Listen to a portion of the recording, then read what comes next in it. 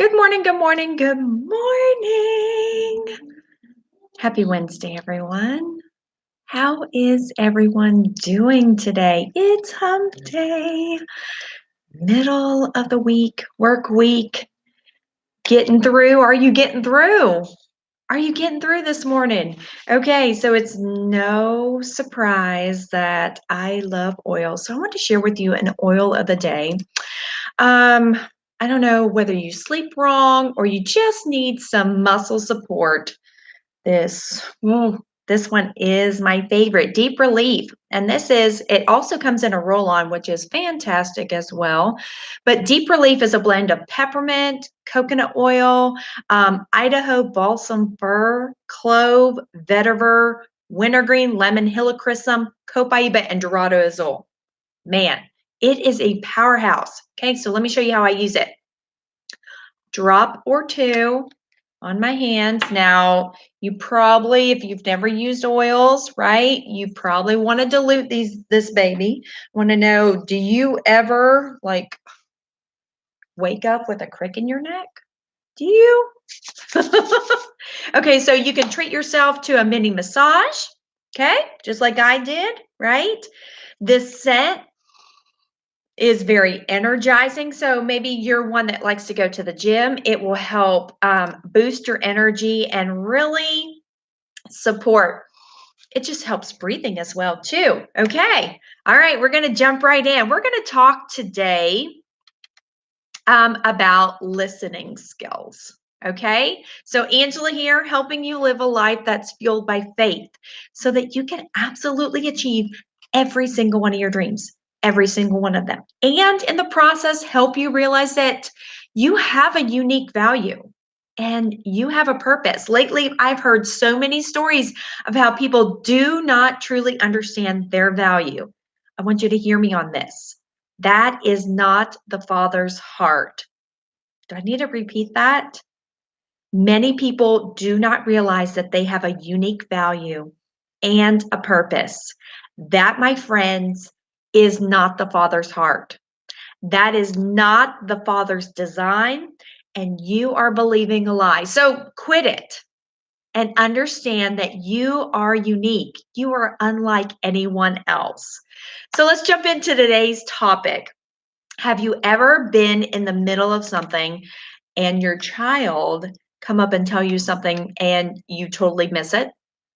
Has that ever happened? Okay. Or maybe if you don't have kids, maybe a coworker or your husband or a friend came up and you were in the middle of something and they said something and you totally missed it. Then they repeat it again and again and again. Eventually, you catch what they say. My girl will say, Mama, why are you listening? Why aren't you listening? Are you listening?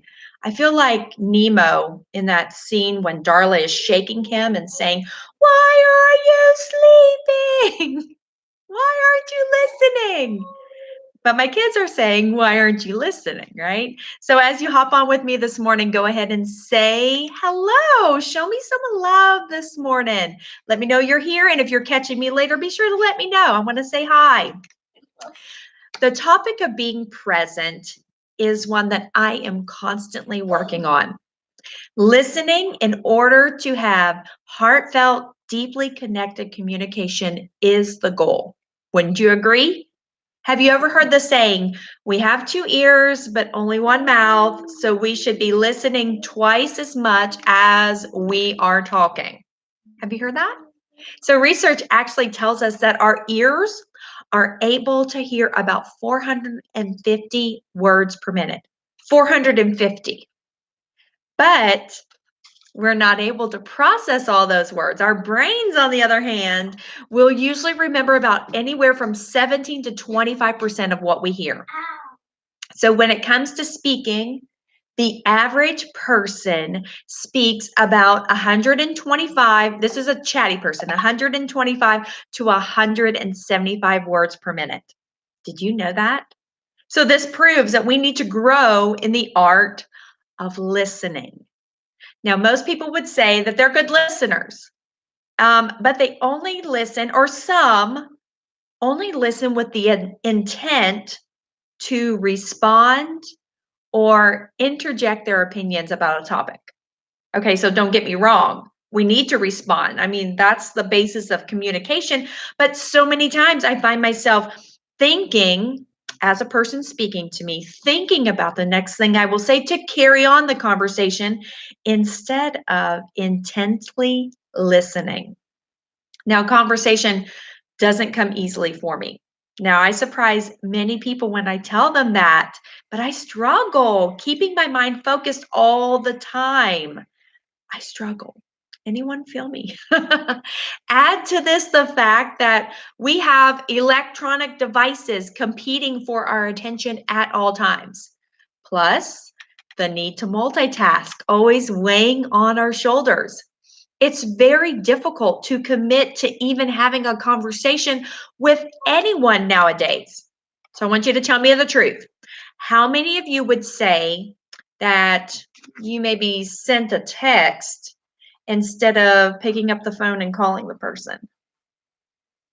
Maybe you felt the other person was busy. Could have been busy, maybe during the workday or maybe early in the morning. Maybe they were asleep and you had to get that thing off your mind really quick. Or maybe you were busy. I'll just send a quick text. Anyone else? Anyone else? I've absolutely been guilty of this. Absolutely. So, when we do allow ourselves to engage in conversation, how do you feel when you walk away? Do you feel connected? Do you feel deeply connected? Maybe you feel appreciated or even heard. So, right now, I need to cue learning to listen, right? Okay, Calvin Coolidge, I think, said it well when he said, it takes a great man to be a good listener or woman. Okay, are you ready for some tips to grow as a listener? Tip number one, listen to learn, not to just be polite. Okay, so if you're just standing there in a conversation, but your mind is off somewhere else and it's not there, you're thinking about what you're going to cook for dinner, what checklist you have to get off, stop. Just stop. Excuse yourself from that conversation. You're not present, anyways. So just excuse yourself. People we come in contact with daily. And yes, if you stay at home, it's your kids, they have a story to tell. The people we come in contact with daily have a story to tell. So true conversation does not happen when we pretend to be listening. Mm-mm. So, as your child or coworker or person standing next to you begin to speak, remind yourself you are listening to learn. What can I learn from the person that I'm talking to? What value can I gain from this conversation? Okay. Step 2, put down the device. Remove the distraction. This is one that I'm constantly working on. Put down the device and make eye contact. Make deep connections. That's how deep connections are formed, when eye contact and true listening is done. Okay. And tip 3, wait for the person to be done talking before you respond. So when it comes to my kids, y'all, this is something that I'm working on. Okay, I hear their story, and before they are done, I tell them what they need to do. I know you love oils. Poor guy. You love your oils. I know. Okay, so I'm constantly working on this. Okay, so before they're done saying what they need to say, I'm already telling them what they need to do. Now, I've noticed that I do this, and my family does this when we're around the dinner table. Sometimes I don't even realize what I've done until someone calls me out on it.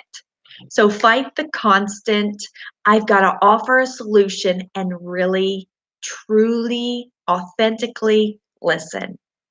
That's all I have for y'all today. If you hopped on at the end, you may want to go back and listen to the very beginning on the replay.